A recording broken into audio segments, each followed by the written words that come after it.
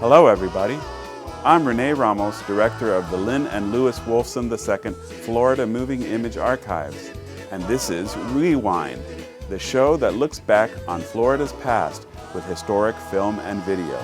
It's time for another trip back into the past, so sit back, relax, and enjoy another episode of Rewind.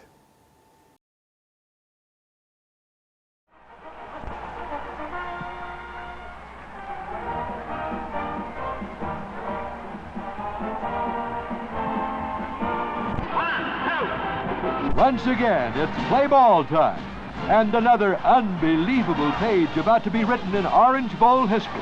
A long road since that first little 1933 game before 3,500 fans.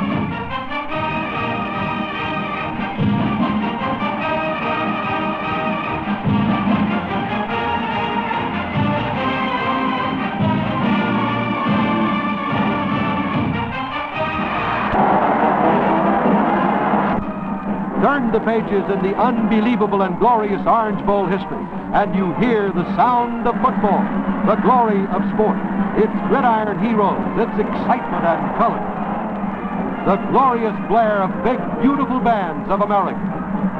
This spectacle, that is Florida's Orange Bowl, has spread its fame to all corners of the globe. It's varied around the clock. Fantastic attractions have universal appeal. The Orange Bowl story is more than football.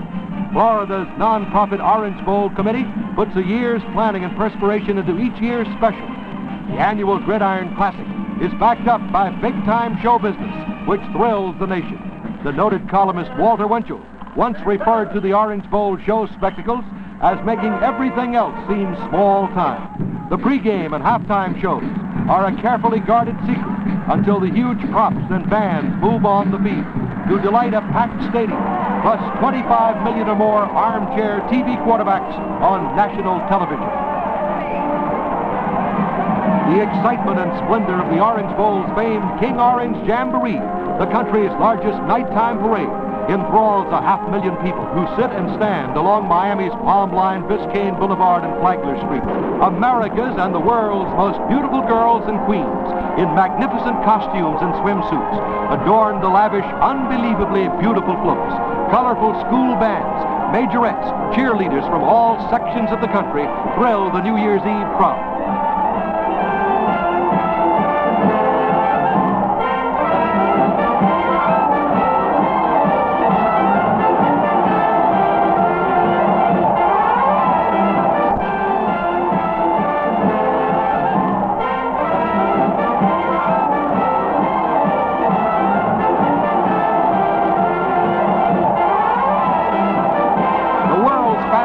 Powerboats get faster each year as they churn up Biscayne Bay in the Orange Bowl Regatta.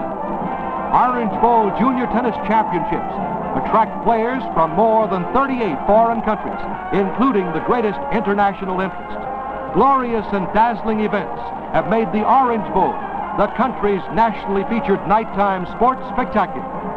Highlighting on New Year's night in the Orange Bowl, two of the nation's greatest college football teams.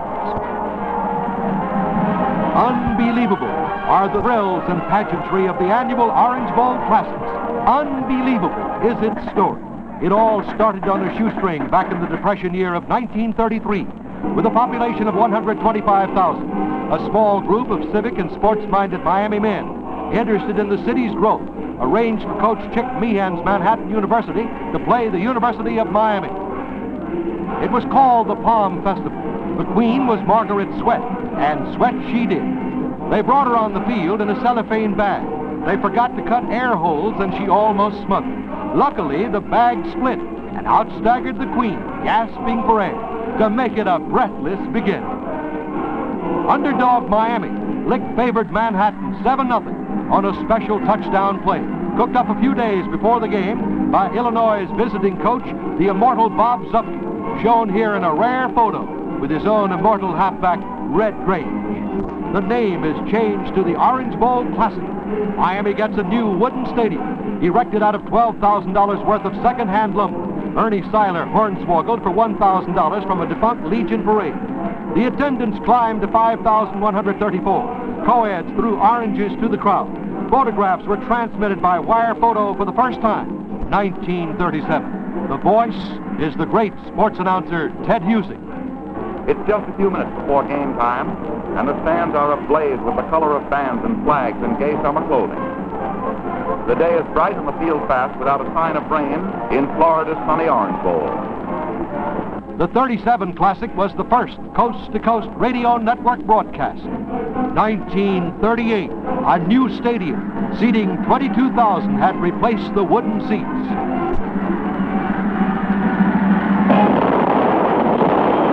1939, the Orange Bowl hits the big time. Armed with pictures of palm trees and pretty girls, the country's national champion, the Tennessee Vols, are persuaded to play undefeated Oklahoma in Miami's modest little bowl. 5,000 new seats are added in a hurry. 5 All-Americans helped focus the national spotlight on Miami's bowl. Tennessee had All-Americans Capigo, Wyatt, and Suffrage. Oklahoma had Young and McCullough. Among the country's top sports writers on hand was the late Damon Runyon for International News. Coach Bob Nayland's national champions lived up to its #1 rating in one of the roughest games in history. The Vols quarterback George Capigo also demonstrated his All-American reputation as he ran and passed the Vols to a 17-0 victory.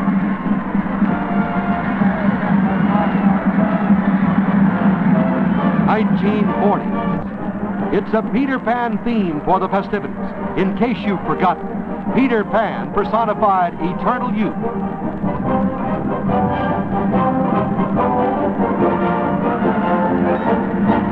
Georgia Tech's 1940 razzle-dazzle offense baffled everybody in the stadium, including Missouri, led by All-American Paul Christie.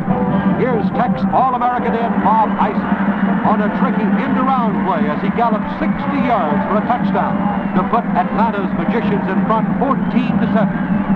Later, Tech's clever little 140-pound quarterback Johnny Bosch fools Missouri again with his hidden ball act, and their last touchdown romp made it a 21-7 victory over Missouri's conference champions. The clock reaches 1942. One of the most brilliant player performances in Orange Bowl history is written. The red-jerseyed Georgia Bulldogs and their broken-jawed, bow-legged package of dynamite and iron mask, Frankie Sinkwich, set the Orange Bowl on fire. He ran, passed, and spearheaded 6 touchdown drives, resulting in a 40-26 win over Texas Christian.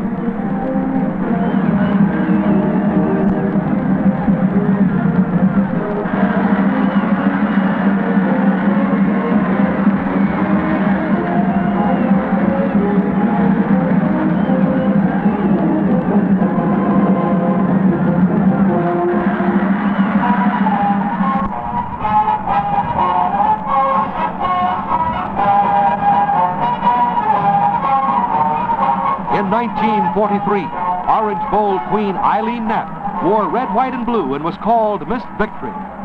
The crowd wore mostly khaki. Thousands of servicemen were admitted free. Others participated in a patriotic theme. 1944. The Orange Bowl Classic is selected by the Armed Forces for shortwave broadcast all over the world. LSU upset favored Texas Aggies. The clock reaches 1946. The war is over. Visitors from everywhere pour in to enjoy the rejuvenated classic. In the 46 game, it's Holy Cross playing University of Miami. Here's the final play which made bowl history. The score tied 6-6. Holy Cross in white has the ball in Miami territory. Their tailback drops back and fires a pass to his receiver. It looks like a fingertip completion as Miami's defensive backs in orange jerseys close in. But the ball gets away, bounces in the air, and Miami's orange-shirted safety man, Al Hudson, moves in toward the free ball at his 11. Hudson leaps with an outstretched hand like a ballet dancer, intercepts, and balances the ball on his fingertips. The ball almost gets away, but he recovers and heads for the sidelines, with frantic Georgetown players in pursuit. At the 40, 3 Holy Cross men appear to have him trapped as the final gun is popped. But the rules allow a play to be completed once it has started. So he continues his race to glory. One play becomes a legend for Miami's Al Hudson, a nightmare for Holy Cross. The year is 1947. A 5-star general named Dwight D. Eisenhower and Mrs. Eisenhower attend their first Orange Bowl game. Coach Jess Neely's Rice Owls whipped General Bob Malen's Tennessee Vols 8-0. In 1948, Miami's Jean Bigger was queen. Jean is wife of movie star Dean Martin. Georgia Tech edged Kansas 20-14 in the 48th headline. The stadium was double-decked to seat 60,000. 1952. In the closing minutes, George Sauer, Baylor's coach, and Tech's Bobby Dodd paced the sidelines with a score tied 14-14 as Tech lines up to try a field goal on its last play. It's good for a 17-14 Tech win. Now, 1954, another great page. Maryland, the nation's #1 team, is upset 7-0 by Coach Bud Wilkinson's Oklahoma Sooners. 1955, Queen Carolyn Stroop salutes a crowd of 70,000 in the enlarged, ever-growing stadium. Vice President Richard Nixon sees his alma mater, the Duke Blue Devils, uphold their conference honors, breezing over Nebraska 34-7. The year 1956. Again, the Orange Bowl lands the top 2 teams on rushing Oklahoma, wearing the nation's #1 crown, rolls over undefeated, untied Maryland 20-6.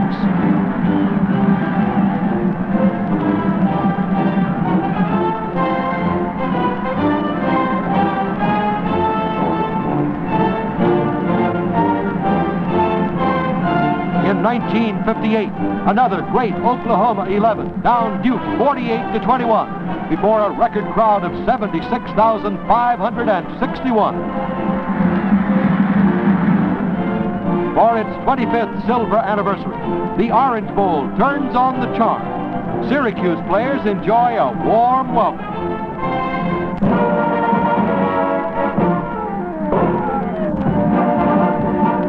In the game show spectacle, the clock is moved back to spotlight 25 wonderful years.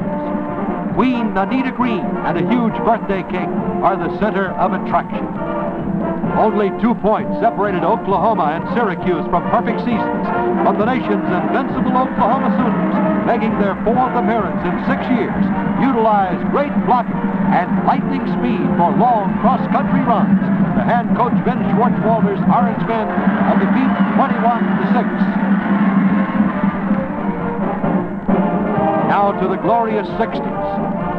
Round the globe, Miami is known as the playground of the world.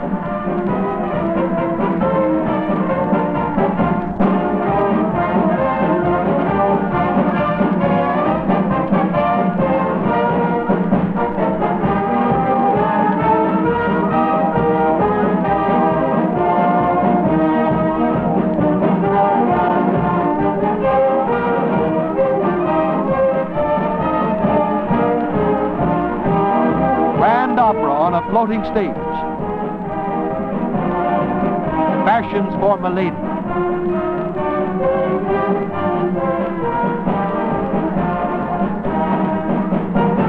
Florida's fun-filled, fantastic festival rolls into the space-age 60s to become America's greatest gridiron show spectacular, featuring remarkable action and touchdown gallops. It becomes big-time show business that thrills the nation on and off the gridiron with its flair and fanfare.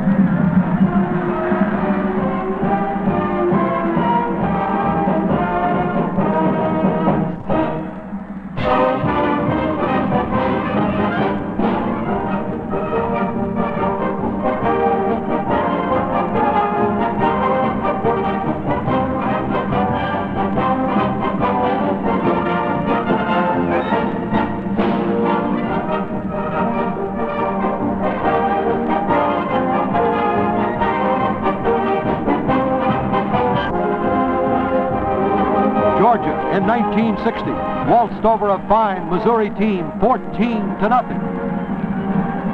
1961 is a brilliant page.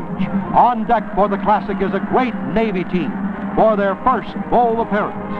Mitty coach Wayne Hart points out a Navy play designed to baffle Missouri New Year's Day. Honored guest is a Navy World War II hero, President-elect John F. Kennedy, on deck to root for the Middies. Now, early in the game, Missouri tries to score at Navy's 2, but it misfires as Navy's defensive end steals Missouri's intended lateral. And Greg Mather, the Middie end, is on his way to glory for 98 yards and the longest touchdown in Orange Bowl history.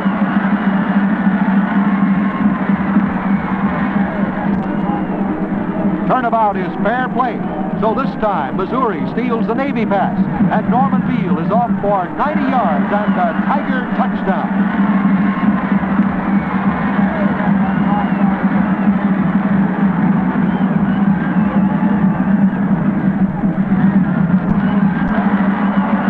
A diving, acrobatic catch in the corner end zone by Navy's All-American Joe Bellino winds up the spectacular battle, won by Missouri, 21-14.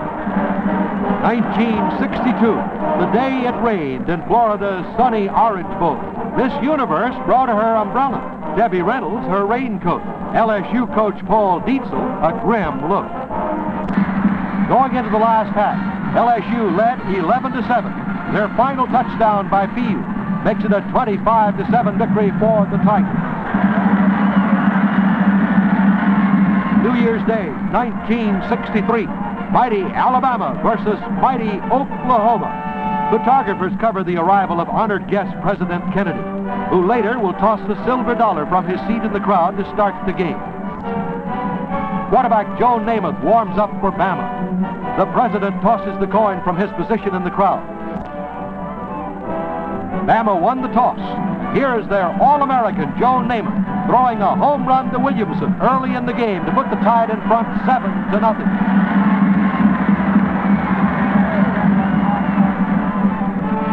Oklahoma Sooners bounce back with a 56-yard aerial bomb to Baumgarten.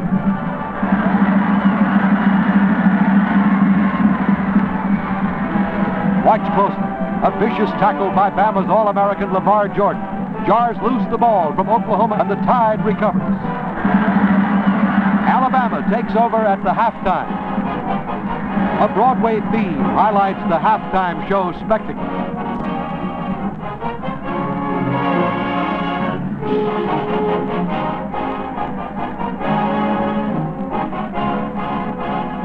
In the last half, Coach Bear Bryant's Bama 11 execute again the perfect play as Clark takes a pitch out from Namath around in and breezes down the sideline for their second touchdown.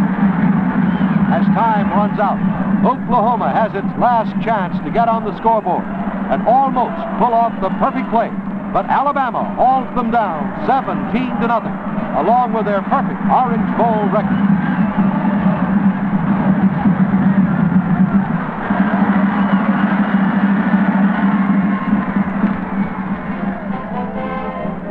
The 30th anniversary pregame show is dedicated to the memory of President John F. Kennedy.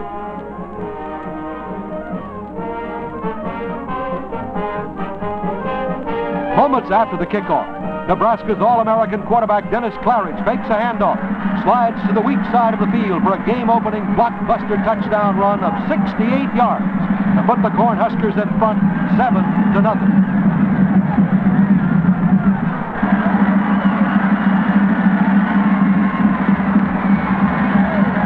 Later in the second half, Auburn is behind 13-0, but quarterback Jimmy Seidel gets hot.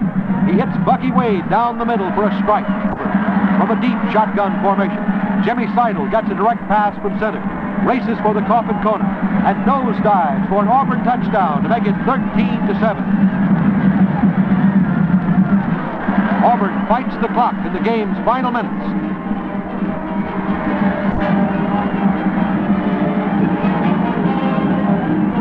Jimmy Seidel now passing again. A beauty over the middle to Rose for 18 yards. The fired-up Auburn Tigers and Jimmy Seidel close to pay dirt. Seidel connects again to Rose. Seconds left. Last chance.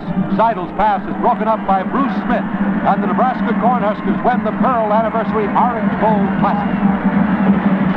The New Year's Day Football Classic becomes a night classic.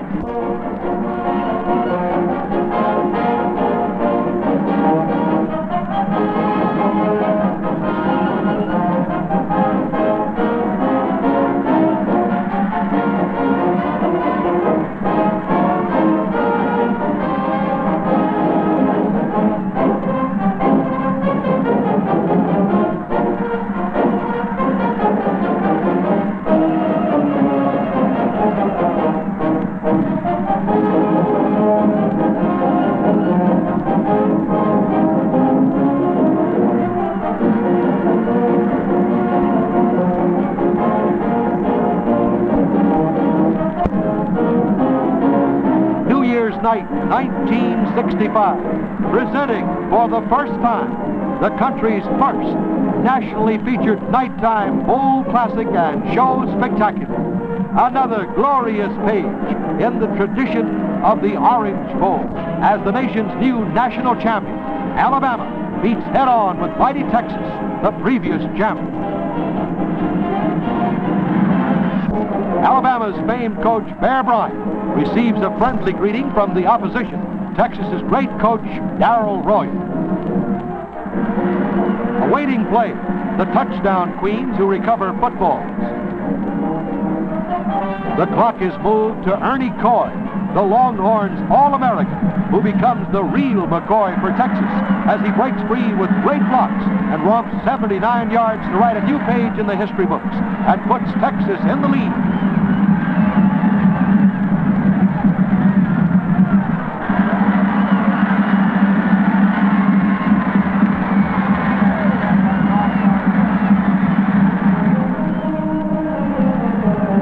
Minutes later, in the second quarter, the Longhorns in white explode again with a big play. Their second home run, a touchdown aerial bomb from Jim Hudson to George Sauer. Behind 14-0, Bama's injured quarterback, Joe Willie Namath, unexpectedly comes off the bench and fires one to Perkins for 25 yards. Namath connects again to Perkins for 9. This time, Joe Willie spots Trimble for a strike. Good for 12. Again, Bama's super quarterback finds his target. It's good to Tollinson for 15. Joe Willie puts the Crimson Tide back in contention with a strike to Trimble for a touchdown.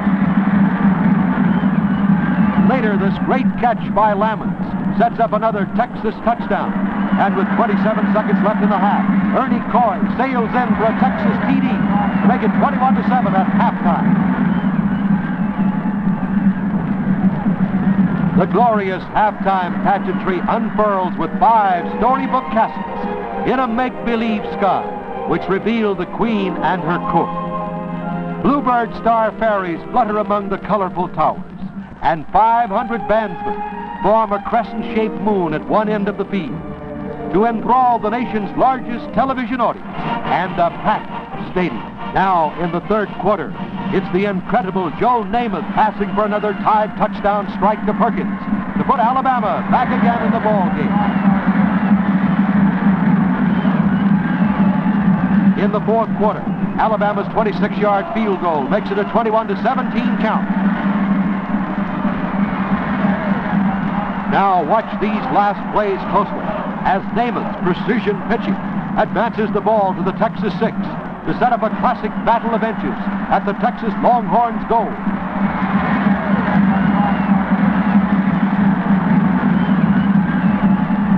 Alabama now has the ball on second down, 2 yards from victory. It's hold that line for Texas. The Longhorns hold. Now, third down. Baldwin pulls it for 1 yard as the pressure mounts.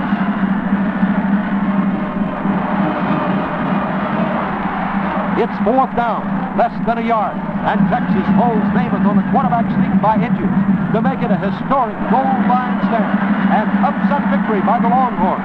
over a truly great national champion in the best bowl game in memory.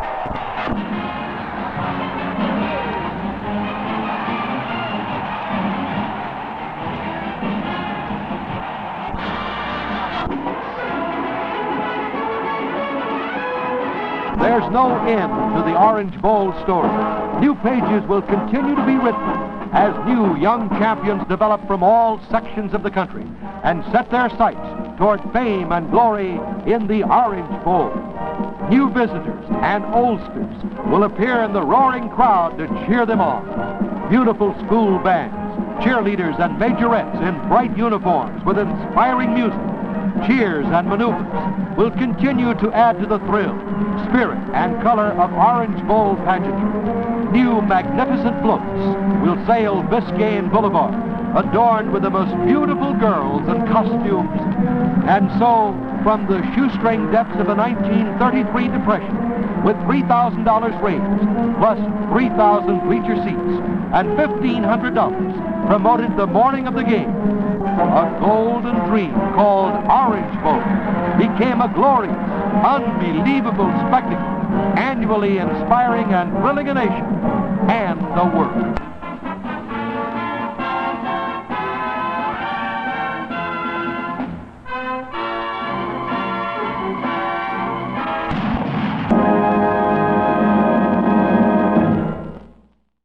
That's about it for this edition of Rewind.